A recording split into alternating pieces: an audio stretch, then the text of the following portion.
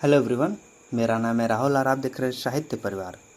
साहित्य परिवार में आप सभी का स्वागत है। आज हम चर्चा करने जा रहे हैं हिंदी साहित्य के सबसे महत्वपूर्ण उपन्यास गोदान की। अगर आप UGC net JRF Hindi paper 2 की तैयारी कर रहे हैं तो यह वीडियो आपके लिए बेहद उपयोगी है, क्योंकि यहाँ आपको मिलेगा भूमिका, महत्वपूर्ण उदाहरण, पात्र परिचय, यानी गोदान का संपूर्ण सार एक ही जगह। मैं गोदान के कुछ महत्वपूर्ण तथ्य बता देता हूँ आपको शुरुआत करने से पहले। उसके बाद मैं आपको पूरा उपन्यास आपको पढ़ाऊँगा। पूरा उपन्यास मतलब कि जो महत्वपूर्ण उदाहरण है उसको मैं बताऊँगा कि कौन कौन से उदाहरण पूछे जा सकते हैं एग्जाम में। गोदान उपन्यास के जो प्रकाशन वर्ष वो है क्या है, 1936। इसके उपन्यासकार कौन है, वो है मुंशी प्रेमचंद जी। यह उपन्यास किसान जीवन की यथार्थ तस्वीर प्रस्तुत करता है। इसमें भारत एक ग्रामीण समाज की गरीबी, शोषण, जातिवाद और किसान की दयनीय स्थिति को बहुत मार्मिक रूप में दिखाया गया है। गोदान को प्रेमचंद की अमर कृति कहा जाता है और इसे हिंदी साहित्य का महान यथार्थवादी उपन्यास माना जाता है। तो ये थे कुछ महत्वपूर्ण तथ्य। तो चलिए हम लोग गोदान उपन्यास को शुरू करते हैं। गोदान 1936। लिखा है कि यह 1936 में लिखा गया प्रेमचंद का पूर्ण उपन्यास है। क्या है ये? पूर्ण उपन्यास इनका है। इसे हिंदी के महानतम उपन्यासों में गिना जाता है। इसमें प्रेमचंद ने किसी एक समस्या को उठाने के बजाय तत्कालीन भारतीय समाज की लगभग हर समस्या को एक साथ उठाया है। यही कारण है कि गोदान को भारतीय जीवन का महाकाव्य भी कहा जाता है। मतलब इसमें जो है ये उपन्यास जो है, इसमें सिर्फ एक समस्या को नहीं उठाया गया है, बल्कि जो भारतीय समाज की हर समस्या है, लगभग हर समस्या है, उन सबको इस उपन्यास में उठाया गया है। और यही कारण है कि जो गोदान है वो भारतीय जीवन के सबसे बड़ा महाकाव्य भी माना जाता है। कुछ तथ्य यहाँ पे दिए गए हैं, इसको देख लेते हैं। देखिए, सेमरी और बेल्लारी में 5 मील का अंतर इंपॉर्टेंट है कि अगर पूछेगा कि सेमरी और बेल्लारी में कितनी मील का अंतर है तो 5 मील का अंतर है। ये इम्पोर्टेंट है। इम्पोर्टेंट जो है वो इसको आप नोट करते हुए चलिएगा। स्वराज, स्वाधीन भारत और हंटर पत्रों का उल्लेख इसमें किया गया है। सेमरी से लखनऊ 20 कोस दूर है। देखो जितने भी नंबर वाले यहाँ पे मतलब कि पंक्ति आएगी वो जो है महत्वपूर्ण है। क्यों महत्वपूर्ण है? क्योंकि ऐसे प्रश्नों को पूछा जाता है। क्या पूछ देगा कि सेमरी से लखनऊ की दूरी कितनी है तो 20 कोस है, और सेमरी से बेल्लारी में कितने मील का अंतर है तो 5 मील का अंतर है। हजरतगंज और अमीनाबाद का उल्लेख इसमें किया गया है। अब सबसे पहले हम लोग देखेंगे ग्रामीण पात्र। क्या देखेंगे? ग्रामीण पात्र को देखेंगे।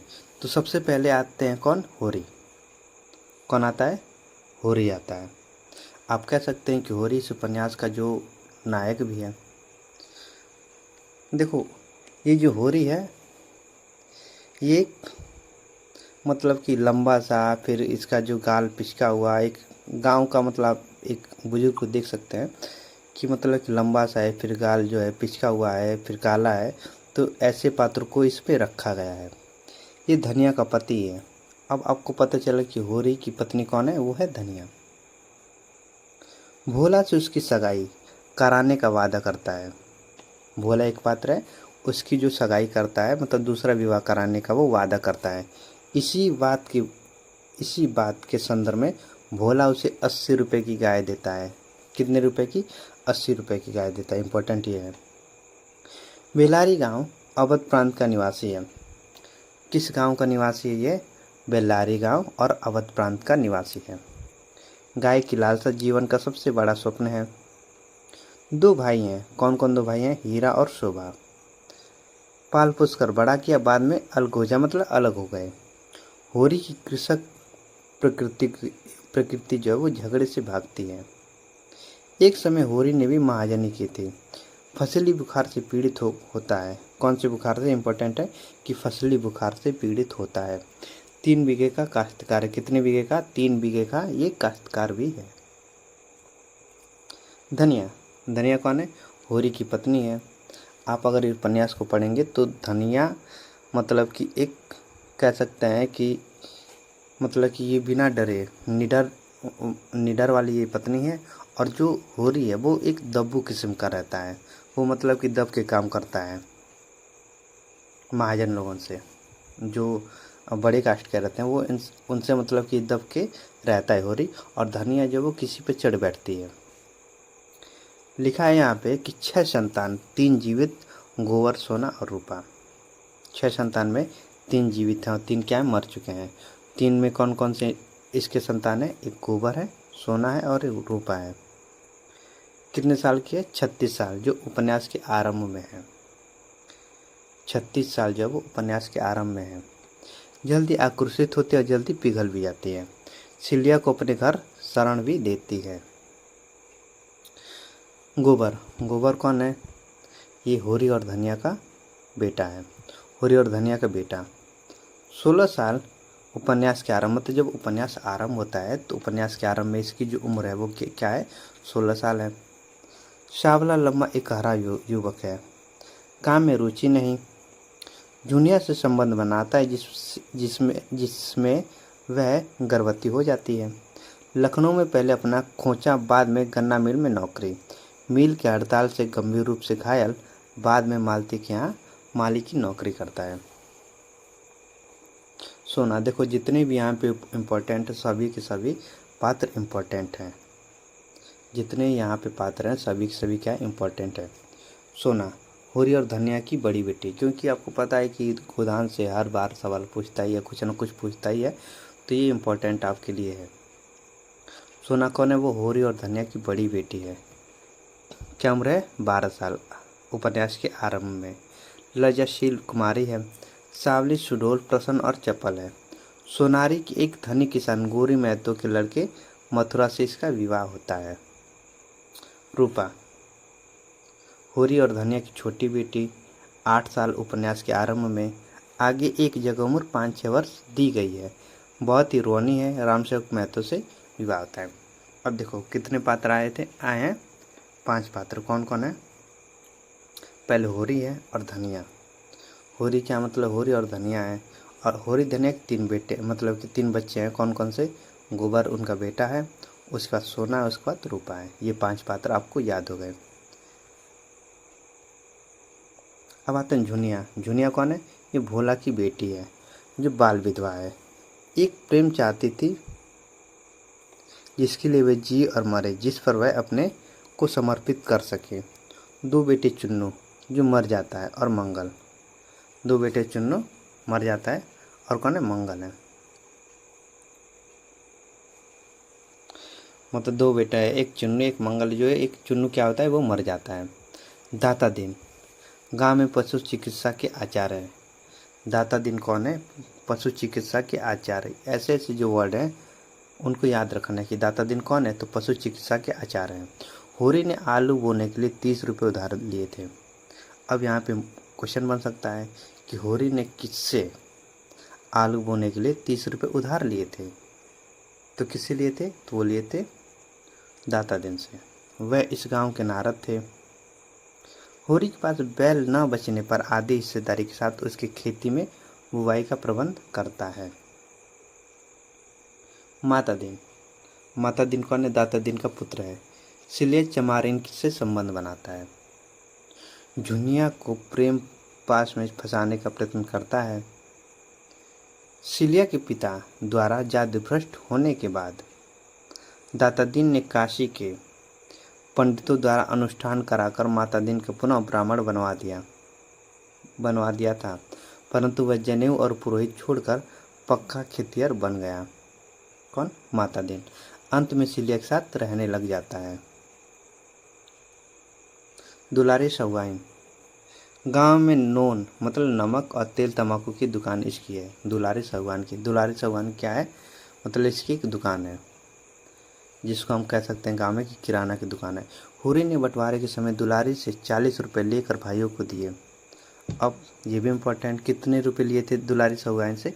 40 रुपये। और वो क्या किया उसने 40 रुपये लेके, तो वो अपने भाइयों को 40 रुपये दे दिए। रिश्ते में होरी की भाभी है। होरी कभी कभी दिल लगी भी करता है, जिससे धनिया जलती थी। अब गौण पात्र, मतलब अब क्या है यहाँ पे गौण पात्र, उसको देखेंगे। मंगरू साहू, होरी ने बैल के लिए 60 रुपये उधार लिए थे। गांव का सबसे धनी आदमी, मतलब कि बैल के लिए होरी ने 60 रुपये किससे उधार लिए थे? वो किससे लिए थे उधार? तो वो लिए थे मंगरू साहू से लिए थे। पटेश्वरी लाल, ये पटवारी है। पटेश्वरी लाल ये पटवारी, गांव में पुण्यात्मा नाम से मशहूर थे। मंगरू साह के उकसाकर होरी पर नालिश करवाते हैं। झिंगुरी सिंह, गांव के एजेंट हैं, सबसे बड़े महाजन, शहर के बड़े महाजन। पंडित नौखेराम, ये राय साहब का कारकुन, या होरी से लगान के पैसे लेकर इनकार कर देता है। सिलिया, पिता हरकू है, माँ कालिया है, पुत्र कौन है? रामू, जो निमोनिया से मर जाता है। भोला, भोला की अगर बात करें तो होरी के गांव से मिले हुए पूर्वे का ग्वाला है। क्या ये? पूर्वे का ग्वाला, इंपॉर्टेंट है ये भी। दूध मक्खन का व्यवसाय है। पहली स्त्री लू लग जाने से मर गई थी। 3 संतान, मतलब पहली स्त्री से जो भोला की कितनी संतान है? 3 संतान है। कामता जो बड़ा लड़का है, जंगी है छोटा लड़का, झुनिया है सबसे छोटी है। अपने गांव का मुखिया है। भोला क्या है? ये अपने गांव का मुखिया है। नोहरी की अगर बात करें, अगला कौन है? नोहरी, ये विधवा है। भोला से दूसरा विवाह इसका होता है। नोहरी का भोला से दूसरा विवाह होता है। हीरा, होरी का भाई है, गाय को जहर देकर घर से फरार हो जाता है। अगला पात्र पुनिया, हीरा की पत्नी, बांस काटने को लेकर बसौर चौधरी से लड़ती है।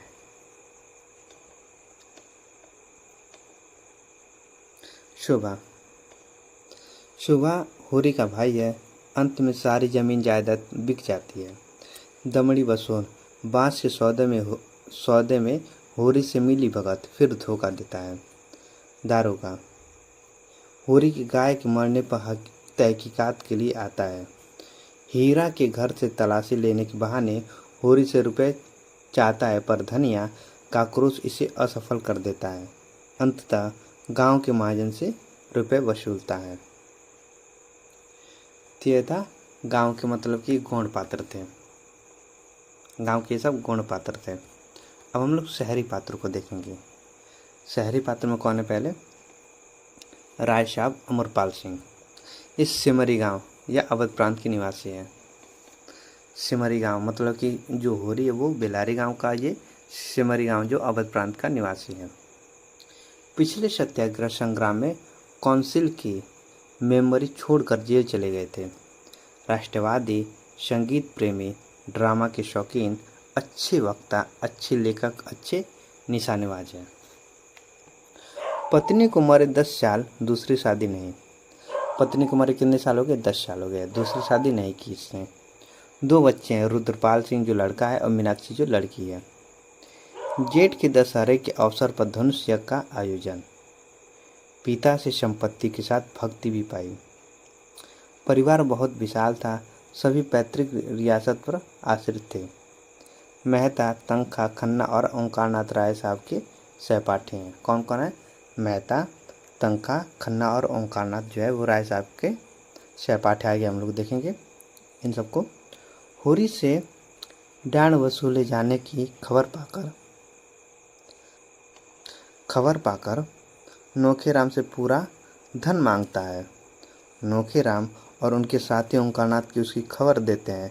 तब राय साहब ने ओंकारनाथ की पत्रिका को रिश्वत स्वरूप चंदा देकर मामले को दबाया। कुंवर दिग्विजय सिंह से बेटी मीनाक्षी का विवाह कराते हैं। मीनाक्षी दिग्विजय सिंह के बुरे बर्ताव और अयास प्रवृत्ति के कारण उसे छोड़ देती है। उपन्यास के आखिरी में राजा की पदवी मिलती है। किसको किसको मिलती है? राय साहब।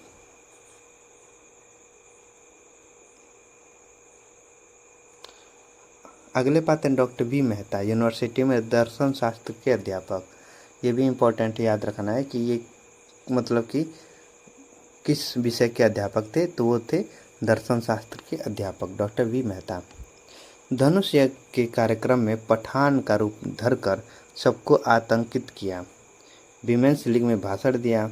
विमेंस लीग का जो भाषण बहुत ही इम्पोर्टेंट है, क्योंकि जो भाषण इसमें मतलब इन्होंने दिया है वो कई बार पूछा गया है एग्जाम में। फ्रांस की अकादमी ने इनकी रचना को शताब्दी की सबसे उत्तम कृति कहा। आत्मसेवा से बड़ा उनकी नज़र में दूसरा अपराध न था। घर गृहस्थी के मामले में अनाड़ी थे डॉक्टर वी मेहता। मिस मालती, ये इंग्लैंड से डॉक्टरी पढ़कर आए थे। इंग्लैंड से क्या डॉक्टरी पढ़कर आए थे। नवयुग की साक्षात प्रतिमा थी। झिझक संकोच का अभाव, हाजिर जवाब, पुरुष मनोवैज्ञानिक की अच्छी जानकार, आमोद प्रमोद को जीवन का तत्व समझने वाली, लुभाने और रिझान की कला में निपुण है। राय साहब के यहाँ धनुष यज्ञ के कार्यक्रम में ओंकारनाथ को शराब पिलाने की शर्त स्वीकार कर जीतती है। मतलब राय साहब के यहाँ जो धनुष यज्ञ का कार्यक्रम होता है इसमें ओंकारनाथ को शराब पिलाने की शर्त रखती है और वो जीत भी जाती है। शिकार के दौरान मेहता से बातें करते हुए मालती उसकी ओर आकर्षित होती है। पिता कौन है? मिस्टर कॉल हैं। दो छोटी बहनें सरोज और वर्दा। विमेंस लीग के संस्थापक। विमेंस लीग की क्या ये संस्थापक है और नगर कांग्रेस कमेटी के सभानेत्री चुनी जाती हैं। अब ये भी इम्पोर्टेंट है कि विमेंस लीग के संस्थापक कौन थे, तो वो थी मिस मालती। कहाँ से डॉक्टरी की पढ़ाई की थी, तो वो इंग्लैंड से की थी। मिर्जा खुर्शीद, सूफी मुसलमान। क्या ये सूफी मुसलमान है? बड़े दिल्लगीबाज और बेफिक्रे जीव। कारोबार चौपट हो जाने पर राय साहब और अन्य मित्रों की मदद से लखनऊ में जूते की दुकान खोली। काउंसिल के सदस्य हैं। वर्तमान में रहने वाले व्यक्ति हैं। मतलब ये वर्तमान में रहते हैं, ज़्यादा कुछ सोचते नहीं है कि भूत में क्या हुआ, भविष्य में क्या होगा, ये कुछ सोचते नहीं। ये वर्तमान में रहने वाले व्यक्ति हैं और ऐसे व्यक्ति जो रहते हैं वो हमेशा खुशी रहते हैं। शायरी और शराब के शौकीन हैं। बुड्ढों की कबड्डी का आयोजन करते हैं। इस कबड्डी में मेहता और खुर्शीद आमने सामने होते हैं। मिल में मजदूरी घटने के विरोध में हड़ताल करवाने वाले संघ के सभापति इस संघ के मंत्री पंडित ओंकारनाथ थे। वैश्याओं के उद्धार के लिए उनकी नाटक मंडली बनाते हैं। मिस्टर चंद्रप्रकाश खन्ना। मिस्टर चंद्रप्रकाश खन्ना, जिसे हम मिस्टर खन्ना के नाम से भी जानते हैं, बैंक मैनेजर और शक्कर मिल के मैनेजिंग डायरेक्टर हैं। क्या है मिस्टर खन्ना? तो वो हैं बैंक मैनेजर और शक्कर मिल के मैनेजिंग डायरेक्टर हैं। मिस मालती के उपासकों में थे। शिष्टता उसके लिए दुनिया को ठगने का एक साधन थी, मन का संस्कार नहीं। चीनी मिल में आग लग जाने से कंगाली की हालत आ जाती है। गोविंदी देवी, मिस्टर खन्ना की पत्नी। मिस्टर खन्ना की पत्नी कौन? गोविंदी देवी। कविता लिखने का शौक था। मालती से अपने दाम्पत्य जीवन को खतरा महसूस करती थी। अब देखते हैं गौण पात्र। हमने तो देखा इनके मुख्य पात्र, शहरी पात्र के मुख्य पात्र देखा। अब हम लोग शहरी पात्र के गौण पात्र देखेंगे कौन कौन है। ओंकारनाथ, ये दैनिक पत्र बिजली के संपादक हैं।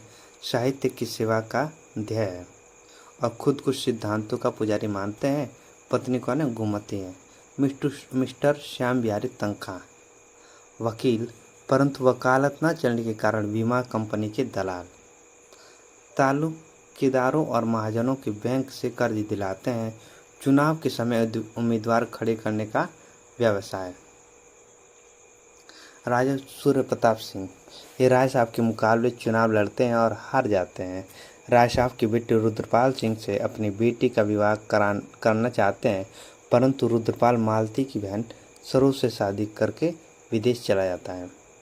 चुहिया, लखनऊ में गोबर और झुनिया की पड़ोसी है। झुनिया के गर्व और गोबर की चोट के बाद उनकी मदद करती है। सरोज ये मालती की बहन है। मेहता के भाषण में उनके स्त्री विचारों का विरोध करती है। ये स्त्री होगा, स्त्री विचारों का विरोध करती है। तो ये तो हो गया, हमने देखा मतलब कि पात्रों को देखा, फिर महत्वपूर्ण कुछ तथ्य उसको देखा। अब हम लोग उदाहरण को देखेंगे, प्रमुख उदाहरण जो एग्जाम में पूछे जा सकते हैं उसको देखेंगे हम लोग। क्योंकि उपन्यास बहुत बड़ा है तो सब उपन्यास कोई पढ़ नहीं सकता है, मतलब पढ़ने को पढ़ लेगा लेकिन वो याद नहीं हो पाएगा उतना जल्दी। तो जो महत्वपूर्ण उदाहरण है जो एग्जाम में पूछे जा सकते हैं उस उदाहरण को मैंने यहाँ पे रखा है। और ये जो उदाहरण रखा है वो रखा है मैंने कहाँ से, तो वो रखा है दृष्टि के बुक से। धनी कौन होता है? इसका कोई विचार नहीं करता, वह जो अपने कौशल से दूसरों को बेवकूफ़ बना सकता है।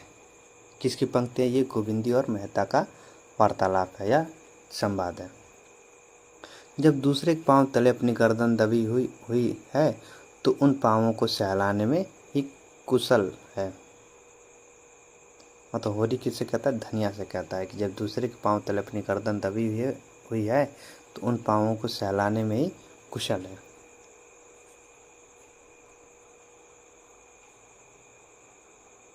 मेरे दुख को दुख समझने वाला कोई नहीं, उनकी नज़रों में मुझे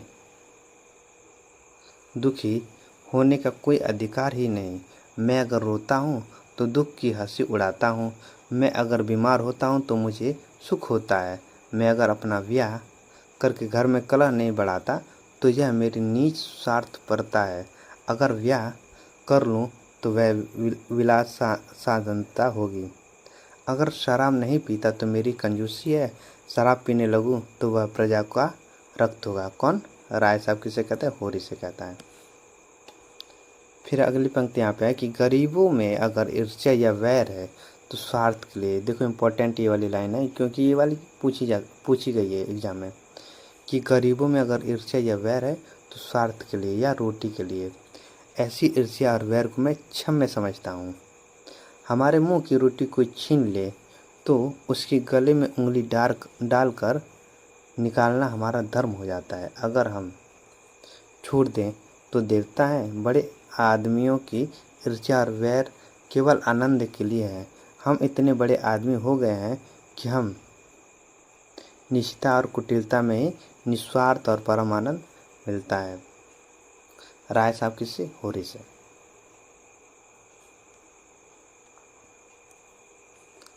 हमारी गर्दन दूसरे के पैर के नीचे दबी हुई अकड़ कर निवार नहीं हो सकता। कौन? होरी गोबर से कहता है। तो फिर अपना इलाका हमें क्यों नहीं दे देते? हम अपने खेत, बैल, हल, कुदाल सब उन्हें देने को तैयार हैं। करेंगे बदला? यह सब धूर्तता है।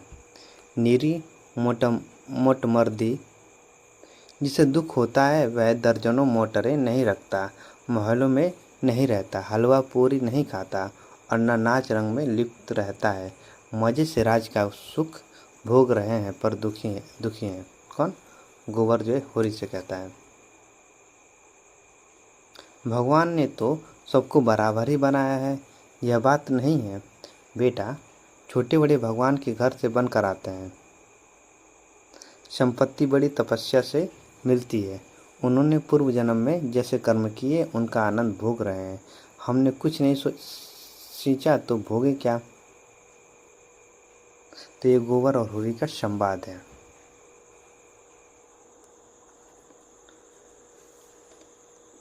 लिखा है यहाँ पे कि औरत को भगवान सब कुछ दे, रूप न दे, नहीं वह काबू में नहीं रहती। बांस काटने वाला चौधरी। न जाने जान देने का अर्थ है साथ रहकर निवाह करना। एक बार हाथ पकड़कर उम्र भर निवाह करते रहना, चाहे दुनिया कुछ कहे, चाहे माँ बाप, भाई बहन, घर द्वार सब कुछ छोड़ना पड़े। ये किसकी पंक्ति? झुनिया गोबर से कहती है। बड़े आदमियों की बातें कौन चलाए? वह जो कुछ करें सब ठीक है, उन्हें तो बिरादरियों और पंचायतों का भी डर नहीं। झुनिया किससे? गोबर से। बहुत करके तो मर्द ही औरतों को बिगाड़ते हैं। जब मर्द इधर उधर ताक झांक करेंगे तो औरत भी आंख लड़ाएंगी। मर्द दूसरी औरतों के पीछे दौड़ेंगे तो औरतें भी जरूर मर्दों के पीछे दौड़ेंगी। मर्द का हरजाईपन औरत को भी उतना ही बुरा लगता है जितना औरत का मर्द को। जुनिया गोबर से ये कहते हैं।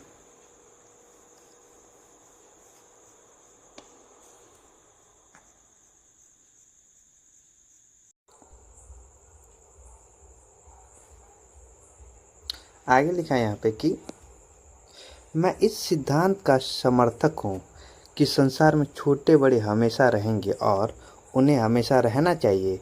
इसे मिटाने की चेष्टा करना मानव जाति के सर्वनाश का कारण होगा। किसकी पंक्ति? मिस्टर मेहता की ये पंक्ति है। आगे लिखा है आश्चर्य अज्ञान का दूसरा नाम है। किसकी किसकी पंक्ति? ये मिस्टर मेहता की है कि आश्चर्य जो है, आश्चर्य अज्ञान का दूसरा नाम है। लिखते तो वह लोग हैं जिनके अंदर कुछ दर्द है, अनुराग है, लगन है, जिन्होंने धन और भोग विलास को जीवन का लक्ष्य बना लिया। वह क्या लिखेंगे? संपादक पंडित ओंकार नाथ की ये पंक्ति है। देखो यहाँ पे जितने पंक्तियाँ सभी की सभी इम्पोर्टेंट पंक्ति रखी गई हैं। अगर आप पूरा उपन्यास पढ़ने को बैठेंगे तो मतलब कि आप पूरा उपन्यास पढ़ने को तो पढ़ लेंगे लेकिन याद नहीं रख पाएंगे।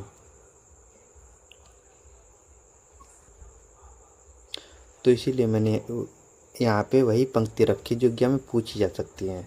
ये पंक्ति मतलब ये जो पंक्ति रखी है कहाँ से रखी है? तो मैंने दृष्टि की बुक से रखी है। यहाँ पे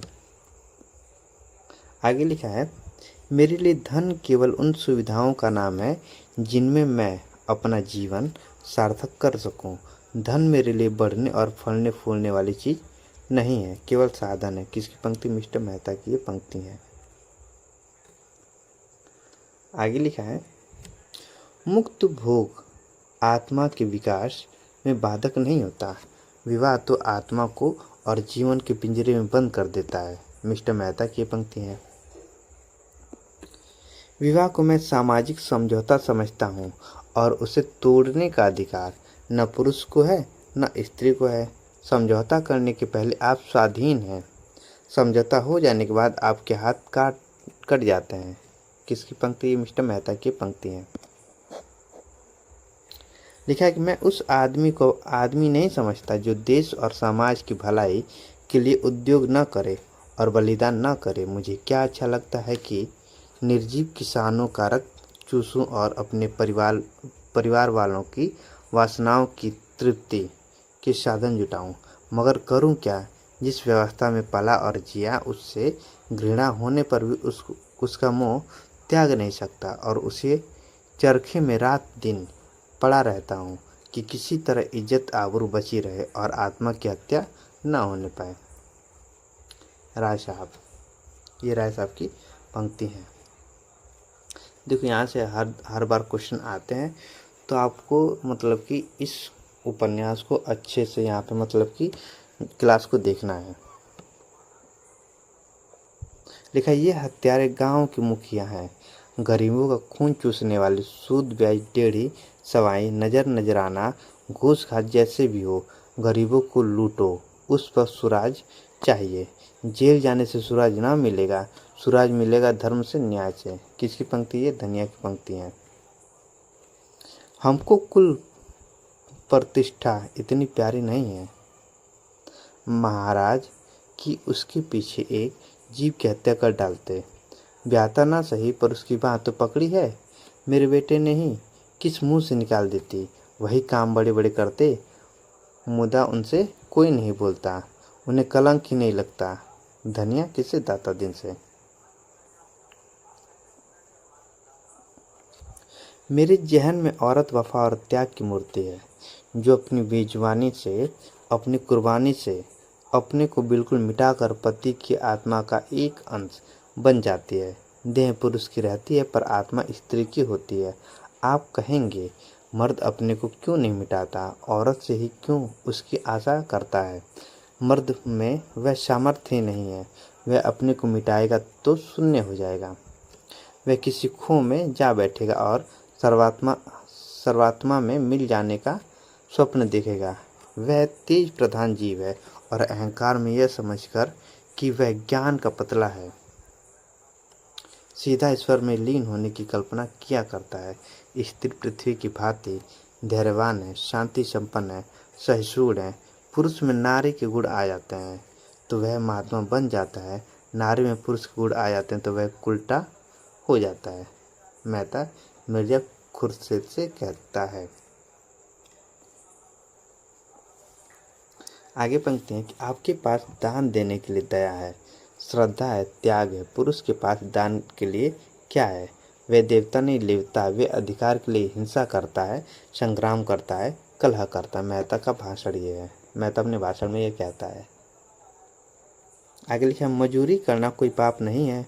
मजूर बन जाए तो किसान हो जाता है, किसान बिगड़ जाए तो मजूर हो जाता है। होरी किससे? धनिया से। यह माँ से इसलिए तो इतना मिजाज करते हैं कि वह मेरा पालन करते हैं, मैं अब खुद अपना पालन करूंगी। कौन? गोविंदी की ये पंक्ति है। आगे लिखा है, जिसे संसार दुख कहता है वह कवि के लिए सुख है। धन और ऐश्वर्य, रूप और बल, विद्या और बुद्धि, ये विभूतियाँ संसार को चाहे कितने ही मोहित कर लें, कवि के लिए यहाँ जरा भी आकर्षण नहीं है। उसकी मोद और आकर्षण की वस्तु तो बुझी हुई आशाएं और मिटी हुई स्मृतियां और टूटे हुए हृदय के आंसू हैं। जिस दिन इन विभूतियों में उसका प्रेम न रहेगा, उस दिन वह कभी न रहेगा। मेहता किससे? गोविंदी से। फिर अगली पंक्ति है, नारी हृदय धरती के समान है, जिससे मिठास भी मिल सकती है, कड़वापन भी। उसके अंदर पड़ने वाले बीज में जैसी शक्ति हो। किसकी पंक्ति? मेहता ये गोविंदी से कहता है। फिर आगे की पंक्ति लिखी है कि नारी केवल माता है और इसके उपरांत वह जो कुछ है वह सब मातृत्व का उपकर्म मात्र। मातृत्व संसार की सबसे बड़ी साधना, सबसे बड़ी तपस्या, सबसे बड़ा त्याग और सबसे महान विजय है। एक शब्द में उसे लय कहूँगा, जीवन का, व्यक्तित्व का और नारित्व का भी। मेहता किससे? गोविंदी से। फिर अगली पंक्ति है कि यह ऊपरी आमदनी की चाट आदमी को खराब कर देती है ठाकुर, लेकिन हम लोगों की आदत कुछ ऐसी बिगड़ गई है कि जब तक बेईमानी ना करें पेट ही नहीं भरता। गोबर किसे? झिंगुरी से। आगे एक पंक्ति है कि घर में उन्हें होती है जो 1-10 लेते हैं। हम तो मजूर हैं, हमारी गर्मी पसीने के रास्ते बह जाती है। तुमने बैल के लिए 30 रुपये दिए थे, उसके 100 हुए और अब 100 के 200 हो गए। इसी तरह तुम लोगों ने किसानों को लूट लूट कर मजूर बना डाला और आप उनकी ज़मीन के मालिक बन बैठे। 30 के 200 गोबर दाते दिन से। फिर आगे की पंक्ति, आज संसार का शासन सूत्र बैंकरों के हाथ में है, सरकार उनके हाथ का खिलौना है। मेहता किससे? खन्ना से। मेहता खन्ना से। जब धन जरूरत से ज़्यादा हो जाता है तो अपने लिए निकास का मार्ग खोजता है। यूँ ना निकल पाएगा तो जुए में जाएगा, घुड़दौड़ में जाएगा, ईंट पत्थर में जाएगा या अय्याशी में जाएगा। फिर अगली पंक्ति, विनोद में दुख उड़ गया, वही उसकी दवा है। फिर यहाँ पे लिखा है कि कानून और न्याय उसका है जिसके पास पैसा है। कानून तो है कि महाजन किसी असामी के साथ कड़ाई न करे, कोई जमींदार किसी काश्तकार के साथ सख्ती न करे, मगर होता क्या है रोज ही देखते हो। किसकी पंक्ति? ये झिंगुरी सिंह की ये पंक्ति है। लिखा है कि ईश्वर की कल्पना का एक ही उद्देश्य उनकी समझ में आता था और वह था मानव जाति की एकता। एकात्मवाद या सर्वात्मवाद या अहिंसा तत्व को वह आध्यात्मिक दृष्टि से नहीं, भौतिक दृष्टि से ही देखते थे। यद्यपि इन तथ्यों का इतिहास के किसी काल में भी आधिपत्य नहीं रहा, फिर भी मनुष्य जाति के सांस्कृतिक विकास में उनका स्थान बड़े महत्व का है। मानव समाज की एकता में मेहता का दृढ़ विश्वास था।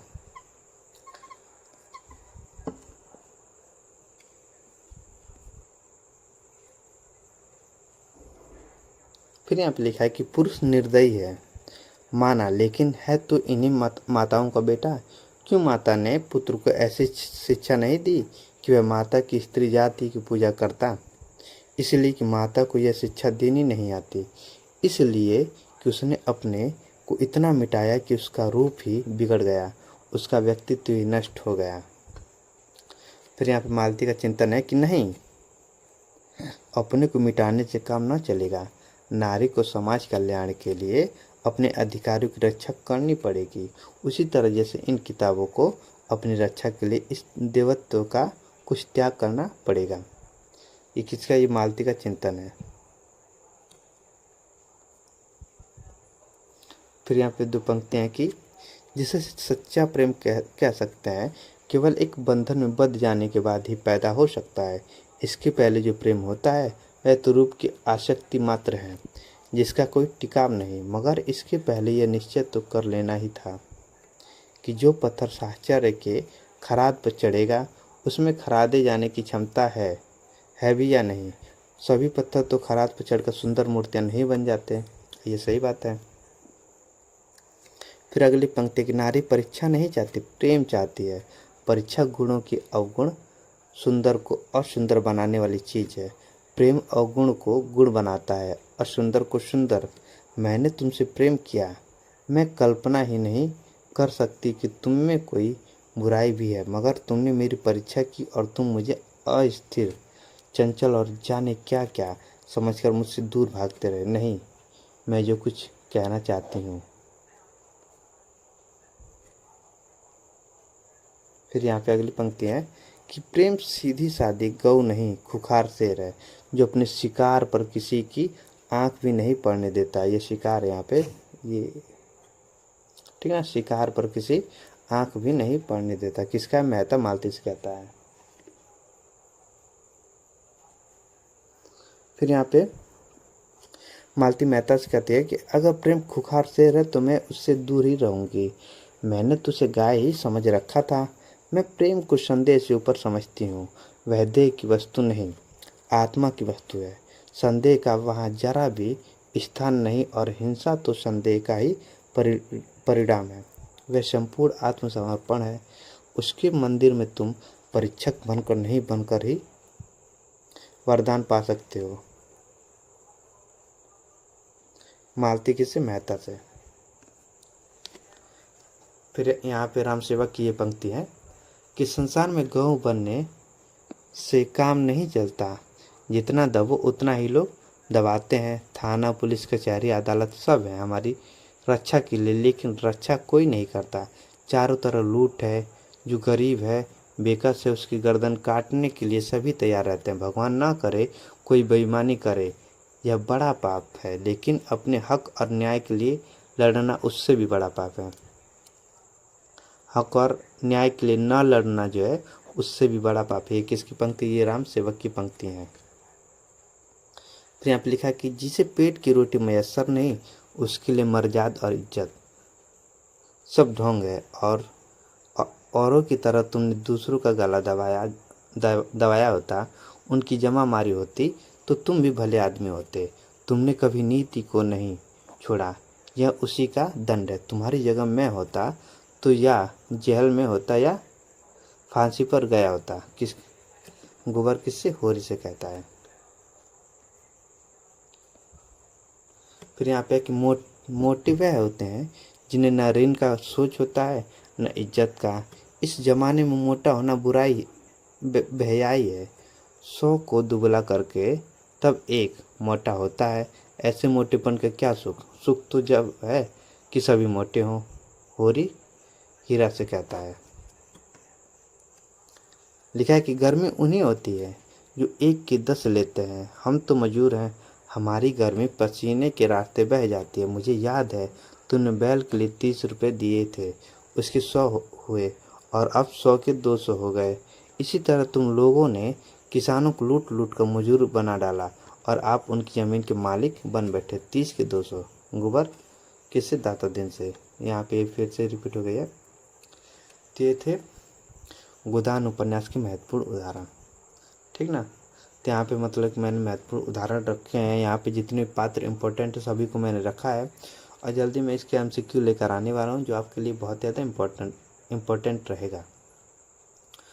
तो इस क्लास को आज यहाँ पे समाप्त करते हैं। अगर अच्छा लगा हो तो प्लीज़ आप लोग कमेंट करिए, लाइक करिए, सब्सक्राइब करिए और ज़्यादा से ज़्यादा आप इस क्लास को जो वो है शेयर करिए कि जिन लोगों को इस क्लास की अगर आवश्यकता है तो उन लोगों को ये क्लास पहुंचा दीजिए।